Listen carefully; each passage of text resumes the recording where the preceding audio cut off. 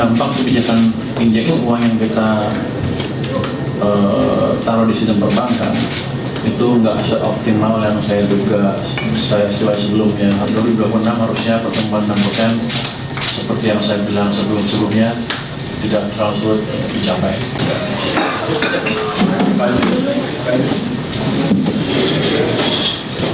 Ini saya mesti bacain dulu ya. Selamat sore, Assalamualaikum warahmatullahi wabarakatuh. Salam sejahtera untuk kita semua. Hari ini saya memastikan bahwa penyaluran APBN tetap berjalan dengan baik di akhir tahun. Anggaran dimulai dengan mengunjungi Direktorat KCTP, KPPN Jakarta 1 dan KPPN Jakarta 2 untuk memastikan bahwa operasi atau layanan pada KPPN tetap berjalan dengan standar sebagaimana mestinya. Saya memanfaatkan kesempatan kunjungan untuk berdialog dengan satuan kerja yang dilayani untuk mendapatkan gambaran apakah proses pencairan anggaran pada akhir tahun berjalan lancar. Momen akhir tahun ini krusial, terutama untuk wilayah kerja DKI Jakarta karena menangani 70% dari alokasi belanja pemerintah pusat terhadap APBN. Agenda kemudian dilanjutkan dengan rapat ALKO bersama dengan para pimpinan dan pejabat terkait di lingkungan Kementerian Keuangan dan dialog akhir tahun dengan seluruh jajaran Kementerian Keuangan di Indonesia untuk memastikan di akhir tahun semuanya berjalan dengan baik. Jadi saya barusan selesai acara tadi. Sedikit ke kinerja APBN. Pada agenda dialog akhir tahun, saya berinteraksi melalui ruang daring dengan seluruh jajaran Kementerian Keuangan yang tersebar di Indonesia. Masing-masing regional melaporkan mengenai update dan kondisi dari APBN regionalnya. Pada sisi ini juga saya berkoordinasi dengan seluruh perwakilan Kementerian Keuangan di regional mengenai penyelesaian transaksi akhir tahun anggaran 2025. Selanjutnya kinerja APBN berjalan on track dan terkendali. Kami terus memantau perkembangan kerja APBN sampai tuntas nanti malam jam 12 ya. Realisasi APBN 2025 rencananya akan disampaikan dalam konferensi pers minggu depan. APBN akan terus kami kelola dengan sebagai instrumen utama stabilisasi dan akselerasi pertumbuhan juga memastikan program prioritas berjalan efektif serta memperkuat perlindungan masyarakat. Itu mungkin pernyataan pendek dari saya. Kalau ada pertanyaan silakan. Boleh review dulu berarti Pak ekonomi 2025 yang Bapak lihat kayak gimana sih itu sekarang? Terus mungkin proyeksi untuk tahun depan. 2025 ekonomi di awal tahun sampai mungkin bulan 9 melambat dengan amat signifikan. Tapi dengan perubahan kebijakan dari kami yang kemudian dibantu oleh Bank Sentral hari ini, ekonomi kita berhasil recover dengan cukup baik, terutama di triwulan keempat. Ada dampak kebijakan injeksi uang yang kita taruh di sistem perbankan itu nggak seoptimal yang saya duga sebelumnya. Harusnya lebih cepat karena ada sedikit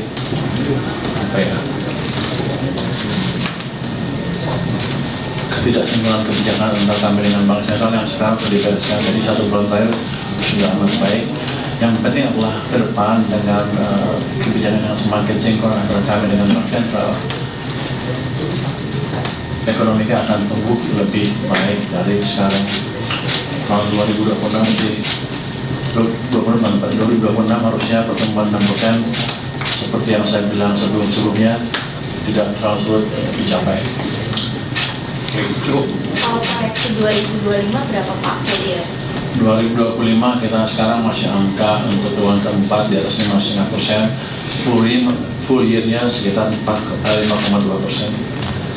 Pak, kalau untuk tahun depan tadi Bapak bilang tumbuh 6% itu upaya apa sih Pak yang mau dilakukan Bapak?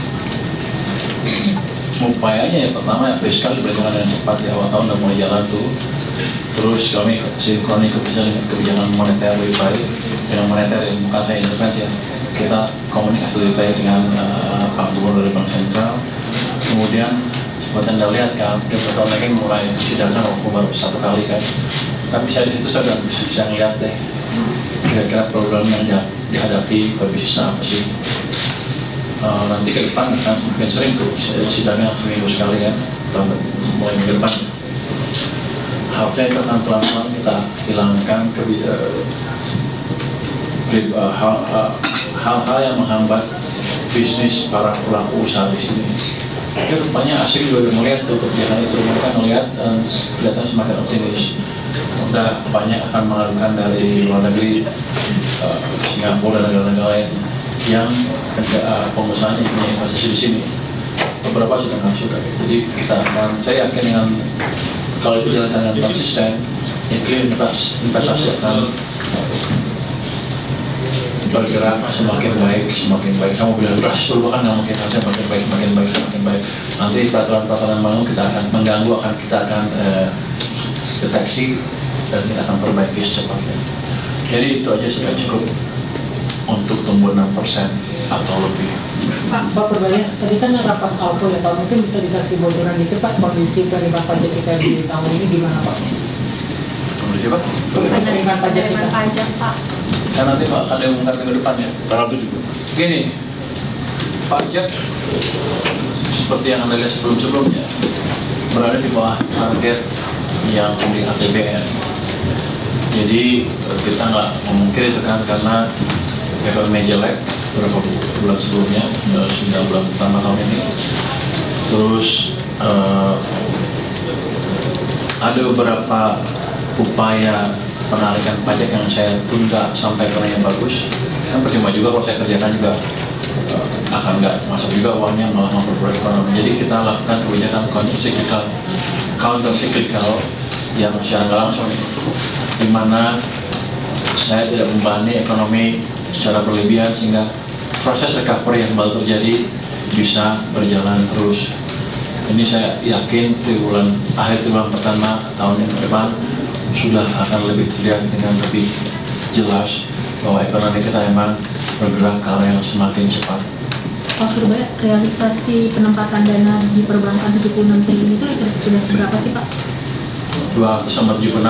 Ya, 76 triliun tambahan kan? Tambahan. Udah berapa Pak realisasi? Itu kan kita udah masukkan semua waktu itu ke bank ke perbankan. Jadi pelan-pelan kita tarik sedikit. Ya.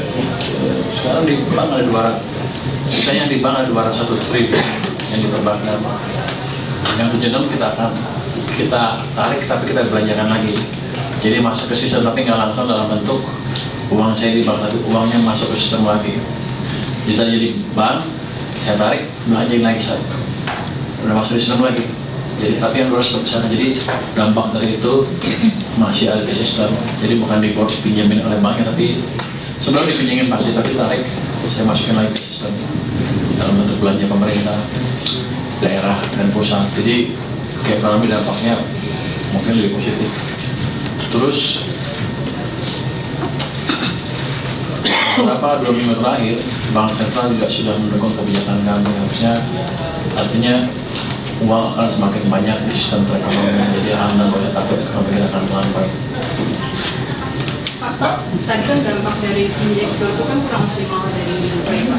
Salah satu penyebab itu karena tidak sinkron kebijakan dengan Bank Sentral.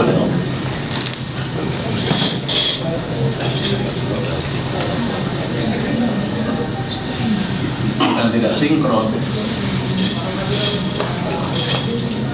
Cara kami melakukan kebijakan yang maksudnya kan beda. Ada perbedaan dampak waktu lah, hanya itu aja. Tapi sekarang sudah dipercepat dan dirapikan, harusnya sih ke depan tidak ada masalah. Yang penting kita lihat ke depan seperti apa. Dan kita lihat 2 minggu terakhir sudah amat baik sekali. Harusnya sih nggak ada halangan lagi. Dari Kemenkeu masih ada faktor dari real sektor yang juga bermasalah. Masalah ya, ketika sebelumnya nggak ada uang di sistem sebelumnya ya jelas itu real sektor ada masalah kan. Tapi kalau Anda lihat waktu di sidang yang pertama kita buatan lagi ada kan perusahaan tekstil yang nggak bisa dapat pinjaman dari bank padahal semuanya siap dan pembelinya ada, agunannya ada, tapi nggak bisa pinjam bank lagi uang di bank. Ya itu itu indikasi bahwa di perbankan waktu dia itu ya likuiditasnya belum cukup.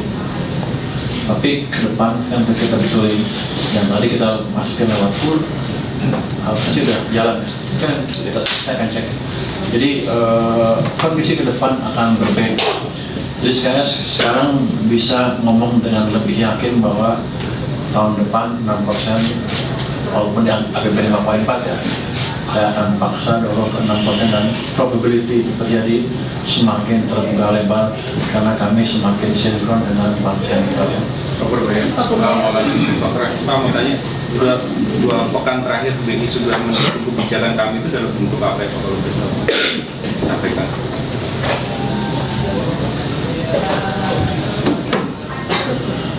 Dalam bentuk komunikasi dengan masyarakat itu lebih baik, dan yang di lapangan itu kalau saya boleh cerita sedikit,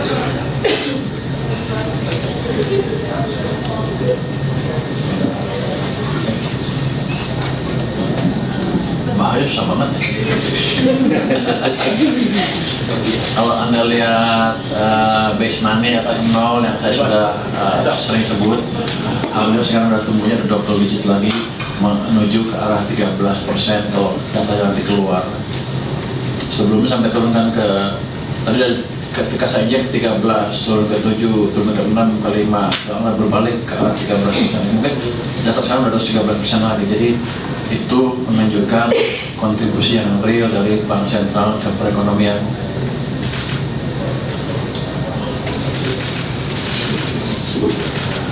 Pak, soal belanja pemerintah, Pak, evaluasi tentang belanja pemerintah untuk tahun ini kayak seperti apa, Pak, dan apakah sudah cukup maksimal untuk mendorong pertumbuhan ekonomi sampai akhir tahun ini? Yang kedua, mengenai pertumbuhan kredit itu kan masih lambat, Pak. Sementara likuiditasnya masih sangat banyak. Gimana nanti untuk mendorong agar kredit ini bisa dimanfaatkan oleh para pelaku usaha? Jadi gini, untuk belanja kita tumbuh sedikit ya, bagaimana tumbuh berapa? 4% lah. Nanti akan kita detailnya akan kita presentasikan minggu depan.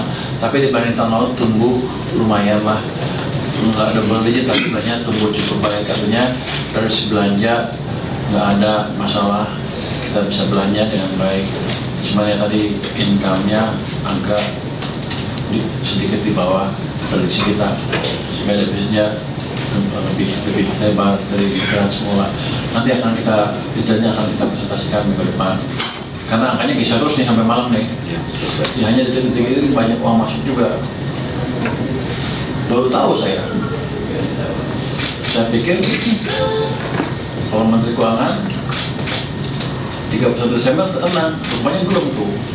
Semalamnya saya nggak bisa tidur. Uangnya masuk ya, uangnya masuk ya.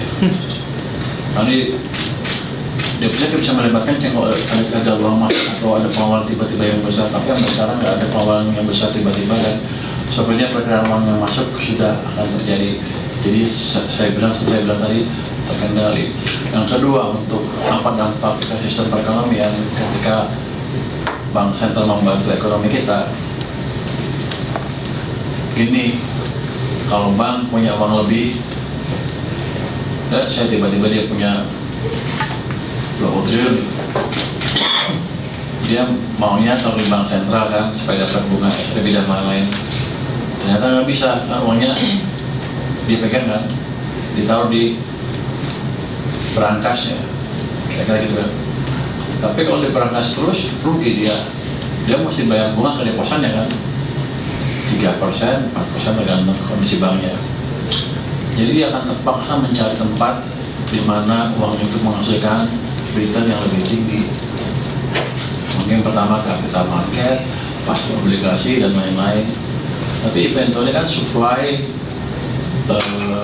pasar modal, instrumen pasar modal maupun obligasi kan bukan unlimited. Suatu saat dia nggak bisa ulang lagi. Dia akan coba cari kredit-kredit yang pertama yang bagus-bagus. Ketika bank banyak berkompetisi untuk menyalurkan kredit ke yang proyek yang bagus, kan bunganya turun untuk orang yang punya proyek yang bagus nanti. Nanti kalau proyeknya udah bagus, udah habis yang bagus, udah habis, dia akan cari yang sedikit bagus lah, di bawah sedikit.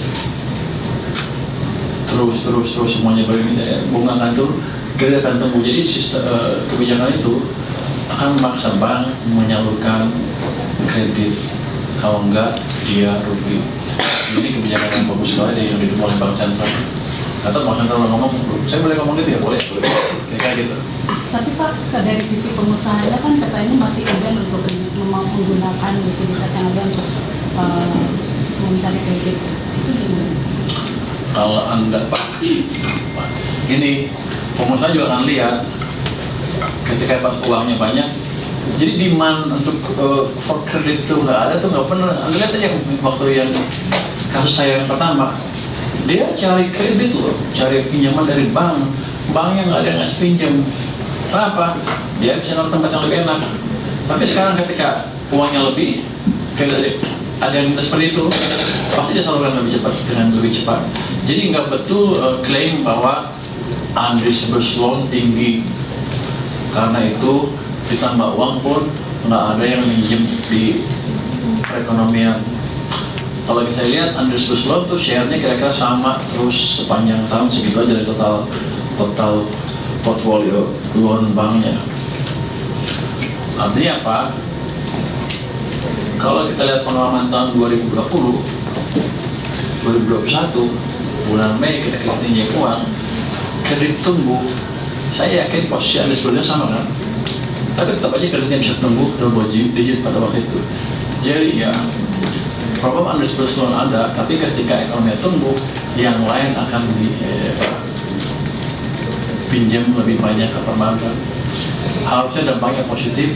Dan kalau kita lihat biasanya sih 3 bulan, 4 bulan setelah uang itu masuk ke sistem, kredit mulai tumbuh dengan lebih signifikan. Kalau kredit cepat ya, tapi economic activity overall akan tumbuh dengan signifikan 2 bulan, 3 bulan setelah uang itu masuk ke sistem. Anda lihat kan, walaupun nggak penuh dampak yang saya injek STM kemarin, tapi ekonominya ada berbalik kan. Kenapa orang nggak demo lagi di jalan? Karena mereka merasa ada harapan masa depan yang lebih baik, karena mereka sudah melihat ada pergerakan di perekonomian. Kalau Anda lihat di kampung-kampung, di pinggiran udah mulai gerak ekonominya loh. Paling nggak sesuram waktu itu. Itu dampak dari kebijakan yang waktu itu. Jadi itu bukan terjadi begitu saja. Itu efek real dari suatu kebijakan moneter dan fiskal yang pas. Anda masih meragukan? Pak, kalau boleh tahu kementerian lembaga yang udah ngembaliin anggaran yang belum terserap per hari ini berapa Pak? Ini rupanya itu jadi sensitif isu itu. Kalau saya sebutin namanya, dia akan berusaha ambil duit sebanyak dari tempat saya, walaupun nggak dibelanjain. Jadi yang jelas begini, ada banyak yang mengembalikan. Yang jelas yang penting untuk saya adalah kondisi defisit fiskal masih terkendali. Saya takut kalau saya sebutin nanti besok dia minta lagi. Cuma untuk menunjukkan ke orang bahwa dia bisa nyerap, padahal ntar dibalikin juga. Jadi itu aja. Tapi tahun depan kan saya dapat semacam izin dari KW11 untuk masuk ke Kementerian Lembaga kan. Saya akan monitor penyerapan mereka seperti apa, bagus apa enggak, dampaknya maksimal apa enggak, sesuai dengan programnya, dimakan apa enggak. Begitu kira-kira. Uang masuknya banyak ya Pak? Ya? Uang masuknya banyak ya? Nominalnya dong Pak? yang dikembalikan nominalnya dikembalikan secara keseluruhan Pak. Tapi jangan dulu. Ada kita ntar kita bisa tadi minggu depan lah kita ngomongin. Pada kondisi fiskalnya terkendali, berarti dipastikan ya lebih dari 275 atau mendekati 275 Di atas itu. di atas 275. Yang jelas kami tidak melanggar undang-undang 3%. Dan kami komunikasi terus dengan DPR. Di atas musluk ya Pak, sorry Pak, 278. Mungkin ini kan masih bergerak nih. Minggu depan deh pastinya deh, terus saya salah ngomong. Karena geser-geser yang tanya nih. Kalau di atas, kalau defisit di atas 2,78 berarti outlook penerimaan pajaknya bakal realisasi penerimaan pajaknya di bawah outlook Pak atau gimana Pak? Ya, di bawah outlook kira-kira. Tapi di nanti minggu depan saya presentasikan. Pak Purbaya terkait bea keluar yang emas sama batu bara kan mulai berlaku tanggal 1 Januari 2026. Itu besarannya kira-kira berapa ya Pak untuk yang bea keluarnya itu dipungutnya besarannya berapa? Lalu juga berarti BK-nya yang sebelum dikapalkan ya Pak untuk batu bara. Itu untuk levelnya masih di pembahasan. Kalau nggak salah sih diusulkan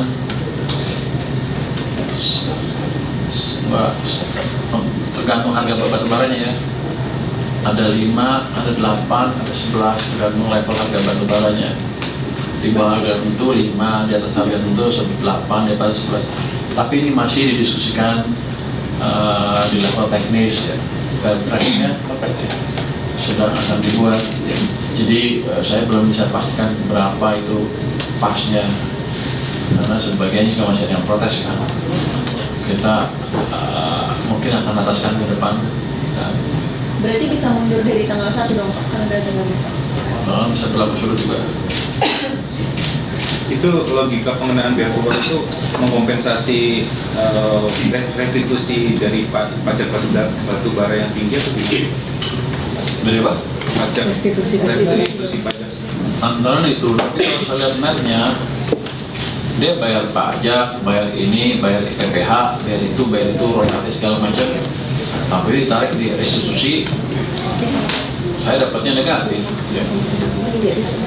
Jadi saya memberi subsidi perusahaan batubara yang udah pada kayak itu. Menurut Anda wajar nggak? Undang-undang 3, gue ingatnya undang 33 aja. Undang-undang 45 pasal 33, gue lupa ayatnya. Kira-kira itu tetap bumi dan tanah dan permakmuran sebagai punya kemakmuran rakyat kan. Kalau ini enggak kan, diambil tanah, diambil bumi, ambil, saya bayar juga. Kalau gitu lebih baik saya tutup semuanya, bisa batu-bara selesai. Saya masih nol. Dari sisi fiskal, tapi kan nggak gitu kebijakannya. Kita cari yang optimal untuk semuanya, untuk pengusaha maupun untuk negara, untuk masyarakat juga. Kan pajaknya bukan saya pakai makan-makan, tapi tadi makan-makan ya. Kita pakai untuk program-program yang bisa memakmurkan masyarakat. Misalnya kayak bencana di Aceh, dari mana uangnya? Program pendidikan dari mana? Itu kira-kira. Jadi kita cari balance yang pas buat semua pelaku bisnis maupun negaranya. Tujuan kami bukan mematikan industri batubara, tapi mengoptimalkan pelaksanaan hak-hak mereka sehingga negara mereka pun diuntungkan juga. Tapi kondisinya kan ketika momentumnya itu diberlakukan ketika harga batubara lagi turun ya Pak. Nah itu sudah berdiskusi dengan pengusaha batubara. Karena masih diskusi. Dia udah untung banyak. Dia dapat memberikan net pajak negatif. Dia cuma balikan ke normal aja. Itu gara-gara undang-undang Cipta Kerja kan. Jadi perubahan yang tiba-tiba di sana sehingga mereka bisa klaim restitusi sehingga dan pelaksanaan restitusinya berlebihan, itu aja. Pak Purbaya, terkait uang sitaan 36,6 triliun kemarin, Pak, itu digunakan untuk menambal defisit APBN atau seperti kata Pak Prabowo untuk membangun hunian tetap di Sumatera sebanyak 100 ribu itu Pak? Ketika uang masuk ke rekening saya udah nggak bisa dibedakan kan yang mana. Tapi nanti kalau diperlukan uang untuk pembangunan sekolah ya hunian tetap. Tetap. Iya, hunian tetap di Sumatera. Yang udah ada kan? Itu udah uangnya sudah ada, itu dari penyisiran dana-dana anggaran APBN 2026 dari kementerian lembaga yang kita sisir yang dianggap dipakai untuk rapat dan jalan-jalan yang nggak terlalu produktif. Sudah ada itu, jadi nggak harus ada. Yang itu bisa dipakai untuk yang lain. Tapi untuk saat ini ya itu mengurangi APBN kita, defisitnya. Pak, sebenarnya soal pungutan pajak marketplace berarti belum bakal berjalan di 2026 ya? Pajak marketplace, Pak. Pajak marketplace 0,5. Nanti kita lihat 0,5. Nanti kita lihat kondisi perekonomian ya. Kalau membaik, ya seperti saya bilang tadi kan kalau membaik dulu ya. Saya selalu bilang gitu kan. Ketika ekonominya masih lemah, nggak akan kita tarik. Tapi kalau udah kuat, ya kita pertimbangkan untuk ditarik. Ya pada waktu itu kan harusnya kalau udah bagus seperti itu orang juga ditarik pajak nggak kerasa amat karena mereka income-nya juga lincah begitu. Pak, soal realisasi yang dengan KL Pak, apakah bisa dijabarkan ya Menteri KL dengan realisasi anggaran tahun 2022? Itu nanti minggu depan detailnya itu. Bener kan sih Pak, ada isu kalau Kementerian Pertahanan tuh anggarannya itu udah jauh di atas dari yang dianggarkan. Kapan? Tahun ini? Tahun depan? Iya tahun ini. Isu Pak. Oh. Sama mau nanya juga Pak soal Kita nggak akan buka per departemen berarti? Misalnya. Tidak berkait. Nah, harusnya karena ada beberapa tempat yang sensitif, jadi dalam pengertian sensitif aja. Susah berarti kalau sensitif nanti ketahuan jadinya. Ya, saya akan lihat seperti apa. soal target itu kan tadi disebutkan pajak di bawah pakai KPPN. Dampaknya ke realisasi defisit itu sebenarnya Pak, apakah benar udah tembus 3%? Terus dengan realisasi penerimaan di bawah target yang tahun ini gimana ke target 2026, apakah makin menantang? Jadi gini, 2025 ditanyakan tahun depan, minggu depan ya jelaskan. Kami jelaskan ketika income-nya turun kita melakukan efisiensi di sana sini, tapi bukan asal potong semuanya. Yang nggak perlu belanja kita kurangin, gitu aja. Ada beberapa tempat yang dia hanya poya-poya kita pelototin, dia ngambilin uang banyak. Jadi itu mungkin sebelumnya mau dihabisin gimana mereka, tapi kita lihatin terus, kita monitor terus, akhirnya mereka tahu kita nggak main-main, yang dibalikin cukup banyak. Defisit di atas 2,78 itu benar udah Nanti kita lihat minggu depan, ini sampai nanti malam bergerak terus nih katanya nih. Nanti kalau saya sebut salah, Surabaya salah katanya. Pak, boleh kontrol nggak sih Pak? Jadi pasti di atas 278 atau sebenarnya? Nggak tahu, masih kita coba kita lihat. Kita lihat. Nanti tanggal 7 aja percaya. Minggu depan akan ya. Pak soal Nanti kalau di atas nanti yang di Bapers Pak Wamen aja. Lagi? Pak soal konteks yang masih banyak gangguan Pak, ini kan wajib pajak mau aplikasi jadi masih banyak gangguan Pak. Iya, besok udah nggak perlu. Iya webnya ini webnya error terus. Banyak ngomel-ngomel apalagi sosmed Pak. Ada berapa orang yang ngomel saya? 2 orang yang ngomel dalam 2 hari ini. Lu bisa masuk gak? Nggak bisa. Dari kemarin Pak. Itu kayaknya complicated ya cara ininya ya. Nanti saya nilai deh, saya lihat lagi apa sistemnya sih. Kalau ada digaya sama barang pajak pasti selesai ya. Tapi kalau sendiri nggak bisa. Susah, makanya gue bingung itu salah sistem atau ininya. Jadi gini aja deh. Di sini buat deh teknik untuk mereka pajak kapan kita ketemu sebelumnya di orang pajak sini Anda bantu deh. Biar nunjukin bahwa itu bisa kalau Anda mengerti. Tapi sepertinya masih dibuat petunjuk yang jelas supaya orang gampang masukinnya tuh.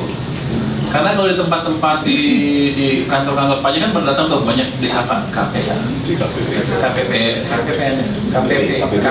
pajak itu dibantu masuk semua tuh cepat. Jadi kemungkinan besar ya prosedurnya agak complicated atau ada kurang apa emailnya garantinya rumit. Nanti saya akan cek lagi ke itu ke orang pajak tempat baik itu. Pak, tapi Cortex masih dipegang pihak LG atau gimana Pak? Sudah enggak? Oh, sudah. Dan kita betulin terus. Sudah serah terima source code itu Pak? Sudah. Itu Pak. Pertengahan Desember kemarin, 15 Desember. Tapi katanya mereka masih mau ngasih garansi sampai bulan Maret tahun depan. Yang untuk saya sih nggak terlalu penting karena mereka yang untuk yang ada aja nggak bisa. Pak, soal ekspor batubara dong Pak, apakah Kemenko ke depannya akan mendorong penggunaan kembali PPN untuk ekspor batubara seperti sebelum UU tidak berlaku Pak? Kita kan sudah dikenakan biaya keluar, apakah ke depannya bakal dikenakan PPN lagi dengan merevisi UU tersebut atau mungkin langkah lain gitu Pak? Anda nafsu amat. Gua kasih pajak aja udah ribut, tambah lagi PPN, nambahin nama itu. Nanti kita cek deh seperti apa yang terbaik ya. Tapi yang sekarang langkahnya itu biar ekspor aja. Pak, kemarin kan Bapak bertemu sama Bu Rini sama Bu Menpan. Iya, Menpan RB. Apakah ada bahas tentang terkait kenaikan gaji ASN juga Pak? Atau gaji tunggal Atau gaji single salary? Karena kemarin kita kita tungguin nggak ada. Iya. Dia ngomong apa dia? Dia kan Nggak ngomong apa-apa. Lewat basement. Pas pulang kan lewat depan Pak, jadi nggak bisa nanya ini. Wah, Anda mesti tanya dia kalau gitu.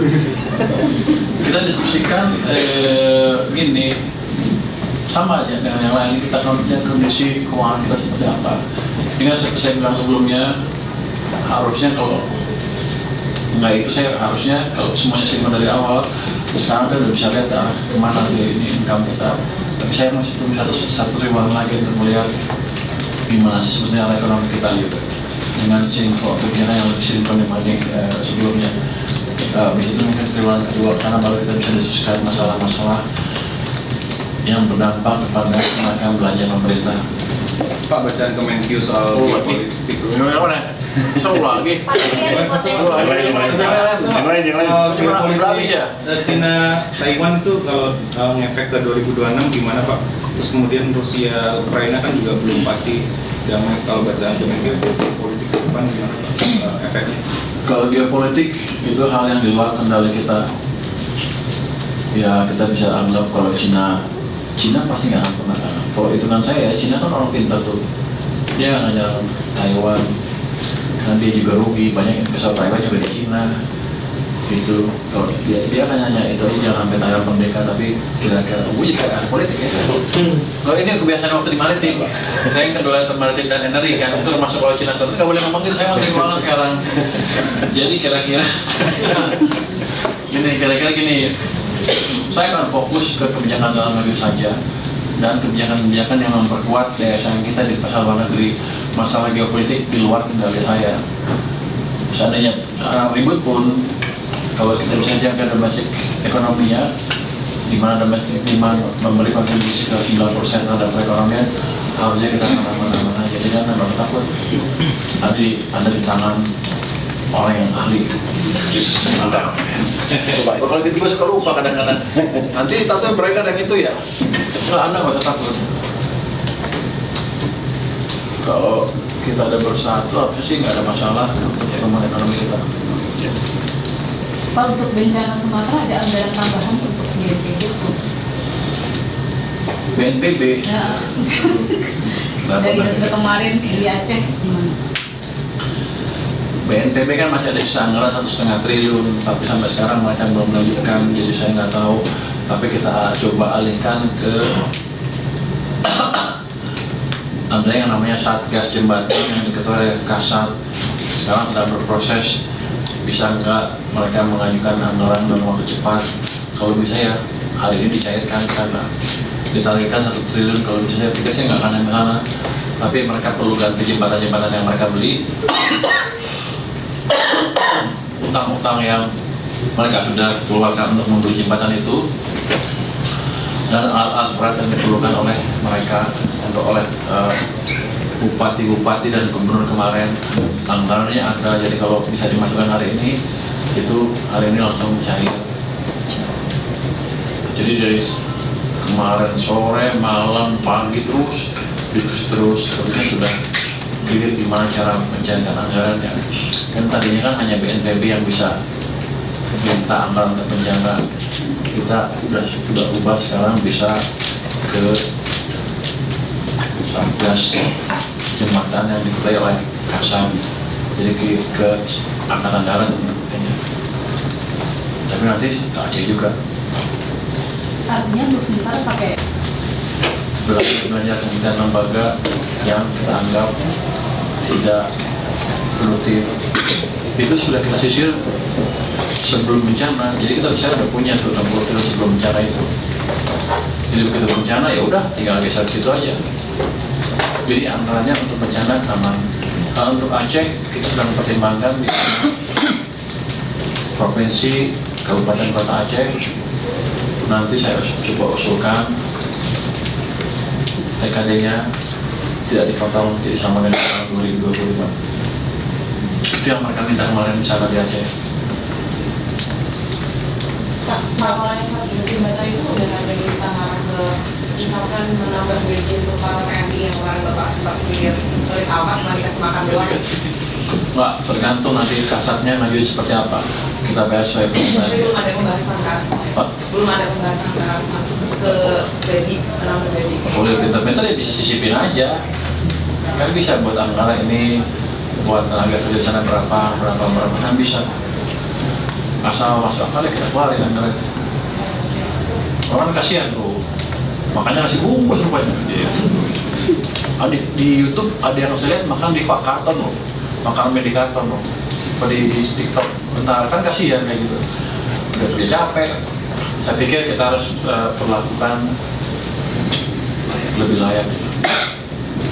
Pak, mau konfirm lagi tadi soal yang dana 276 triliun itu kan tadi katanya Bapak tarik lagi 76 tapi sisa 201, berarti yang ditarik 75 dong Pak? Iya, 75 aja. Dan itu yang Bank DKI ditarik juga nggak Pak? Atau enggak? Kan ke Bank DKI ada tambahan 1 triliun. Enggak harusnya. Jadi yang ke Bank DKI 1 triliunnya tetap? Enggak, harusnya enggak. Tapi gini, uang dia tuh masih lebih banyak, sekarang masih ada akhir tahun ini uang saya kalau nggak ini ada 390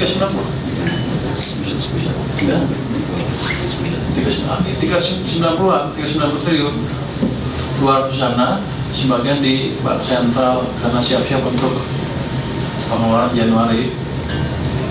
Jadi nanti kalau istilah masih lebih ya kita balikin lagi. Jadi tapi dengan bantuan, dengan sinkronisasi kebijakan dengan Bank Sentral, perbankan telah cukup likuiditasnya. Saya nggak usah harus mikir lagi mindahin lagi lebih besar. Jadi tergantung kondisi sistemnya. Sepertinya sudah lebih stabil dibanding sebelumnya. Sama tahun depan kira-kira ada diskon listrik lagi nggak Pak? Ada diskon tarif listrik ya? Sampai sekarang belum ada usulan, nanti kita lihat seperti apa maksudnya. Jadi kalau ekonominya udah lari, maka usah. Nanti Anda doain aja saya kerjanya benar, sehingga ekonominya bagus. Aturan PKS di 1 Januari jadi nggak sih Pak? Jadi. Kayaknya belum keluar Pak. Bentar lagi tadi sudah di sana. Tapi berlaku Januari tanggal 2. Januari tanggal 2 ya. Januari tanggal 1. Tapi kan regulasinya belum dibahas ya gitu Pak. Kan nanti eksportir, maksudnya eksportir belum bisa ada regulasi baru, dia tetap berlaku ya? Berlaku tetap. Nanti tinggal BI buat peraturan BI-nya, ini buat PP selesai.